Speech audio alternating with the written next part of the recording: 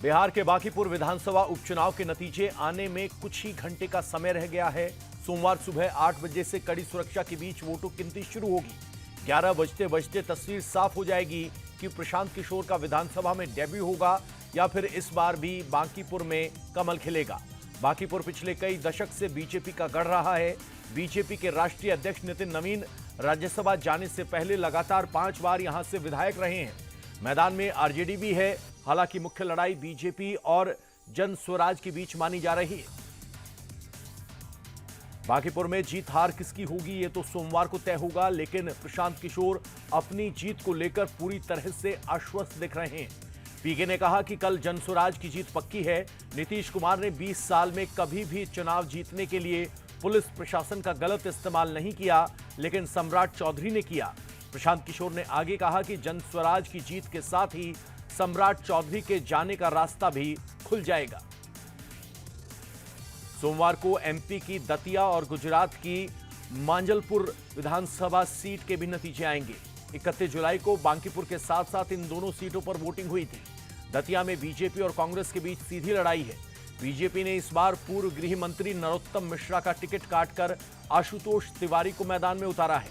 मुकाबला कांग्रेस के घनश्याम सिंह के साथ है। नरोत्तम मिश्रा पिछली बार इस सीट से हार गए थे। वहीं गुजरात के मांजलपुर सीट पर भी बीजेपी कांग्रेस आमने सामने है। मांजलपुर सीट साल 2012 से बीजेपी के खाते में है। दिल्ली में पप्पू यादव के घर पर भारी हंगामा हुआ।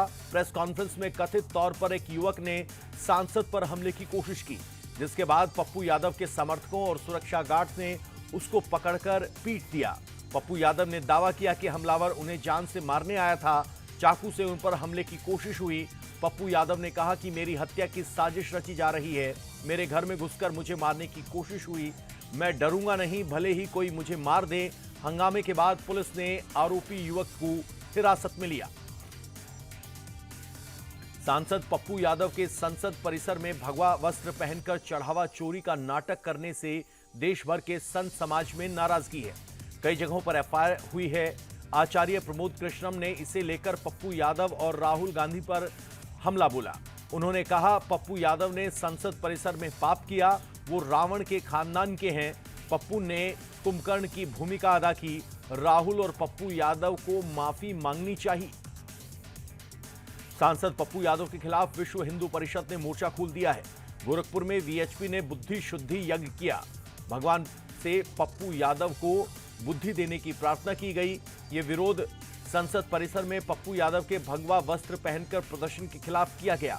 वीएचपी का कहना है कि संत पप्पू यादव ने संत समाज और सनातन संस्कृति का अपमान किया, जिससे हमारी भावनाएं आहत हुई। 2027 के चुनाव से पहले यूपी की सियासत में राम के नाम की गूंज है। अखिलेश यादव को भी पता है कि अगर हिंदू वोट जुटाने हैं तो जय श्री राम बोलना पड़ेगा। इसकी एक बयानगी लखनऊ में समाजवादी पार्टी के हेडक्वार्टर में दिखी। प्रभु राम और हनुमान के वेश में पहुंचे 2 कलाकारों को अखिलेश यादव ने सम्मानित किया। दोनों को 51 हजार रुपए का इनाम दिया। संसद में चढ़ावा चोरी के नाटक पर कार्रवाई को लेकर अखिलेश यादव ने कहा कि जिन्होंने राम हनुमान बनकर कलाकारों को नचवाया, उन पर एफआईआर क्यों नहीं हुई। सोमवार से यूपी विधानसभा का मॉनसून सत्र शुरू होने वाला है। इससे पहले लखनऊ में सर्वदलीय बैठक हुई। सीएम योगी ने सभी दलों से सदन को सुचारू रूप से चलाने में सहयोग करने की अपील की। सीएम योगी ने कहा कि सदन में जनहित के मुद्दे उठाए जाएं, साथ ही सदन में स्वस्थ चर्चा करने का भी आग्रह किया। सीएम योगी ने कहा कि स्वस्थ चर्चा से प्रदेश का विकास भी होता है और जनता की समस्याओं का समाधान भी। पंजाब कांग्रेस में घमासान लगातार जारी है। पहले पटियाला और फिर संगरूर और अब बरनाला में कांग्रेस की बैठक में जमकर हंगामा हुआ। चरणजीत सिंह चन्नी के समर्थकों ने चन्नी जिंदाबाद और चन्नी लाओ पंजाब बचाओ के नारे लगाए। साथ ही राजा वडिंग के खिलाफ हुटिंग की। सबसे बड़ी बात यह है कि इन तीनों बैठकों में पंजाब प्रभारी भूपेश बघेल मौजूद रहे।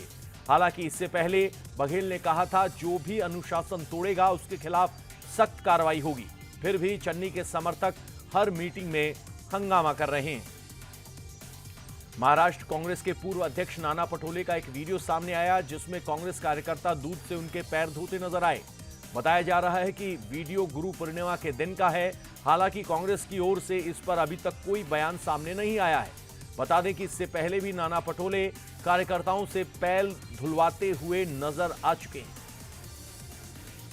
प्रयागराज में कांग्रेस की मीटिंग में प्रदेश प्रभारी राजेंद्र पाल गौतम और अजय राय की मौजूदगी में हंगामा देखने को मिला। एक कार्यकर्ता वरिष्ठ नेताओं से मिलने के लिए मंच पर पहुंच गया। इस दौरान बुजुर्ग कार्यकर्ता को उतारने के लिए हाथापाई हो गई। विवाद बढ़ने पर प्रदेश महासचिव विवेकानंद पाठक ने बीच बचाव किया। दरअसल राहुल गांधी के 8 अगस्त को प्रयागराज गूंज छात्र संवाद कार्यक्रम में शामिल होना है।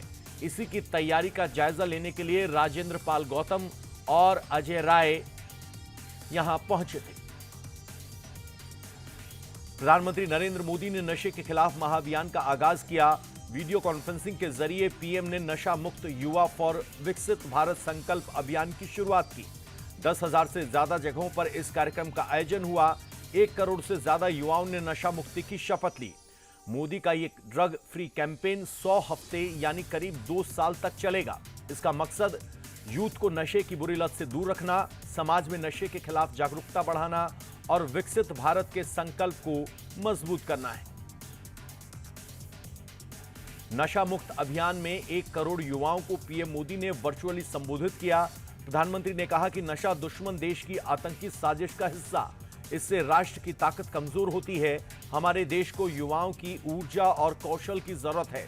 युवा नशा मुक्त होगा तभी विकसित भारत बनेगा। हमें मिलकर देश हित के लिए नशे को खारिज करना होगा।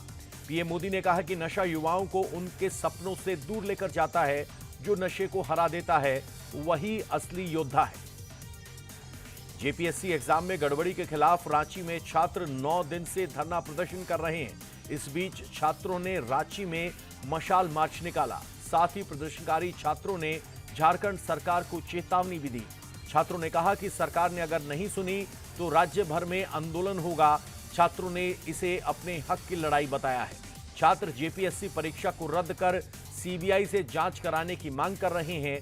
मामले की जांच कर रही सीआईडी ने अब तक 11 आरोपियों को गिरफ्तार किया है। उत्तर से लेकर दक्षिण भारत तक मानसून तबाही लेकर आया है। केरलम में भी बारिश की वजह से लोगों को मुसीबतों का सामना करना पड़ रहा है। केरलम के पथनमथिट्टा सबसे ज्यादा प्रभावित इलाकों में से है। यहां सैकड़ों घरों में पानी घुस गया, घर पानी में डूब गए। प्रशासन लगातार मदद पहुंचा रहा है और बाढ़ में फंसे लोगों का रेस्क्यू कर सुरक्षित स्थानों पर शिफ्ट किया जा रहा है। जम्मू कश्मीर में श्रीनगर लद्दाख हाईवे पर मीनामार के पास बादल फटने से अचानक बाढ़ आ गई। लद्दाख के जोजुला इलाके में द्रास श्रीनगर नेशनल हाईवे पर भूस्खलन हुआ। अचानक आई बाढ़ और भूस्खलन ने 4 अस्थायी ठिकानों को प्रभावित किया। इस घटना से लगभग 20 लोग प्रभावित हुए। पुलिसकर्मियों ने राहत बचाव कार्य शुरू किया, जिससे जान माल का कोई नुकसान नहीं हुआ। सभी प्रभावित परिवारों को सुरक्षित रूप से पुलिस पोस्ट मीनामार की इमारत और आसपास की इमारतों में पहुंचा दिया गया है।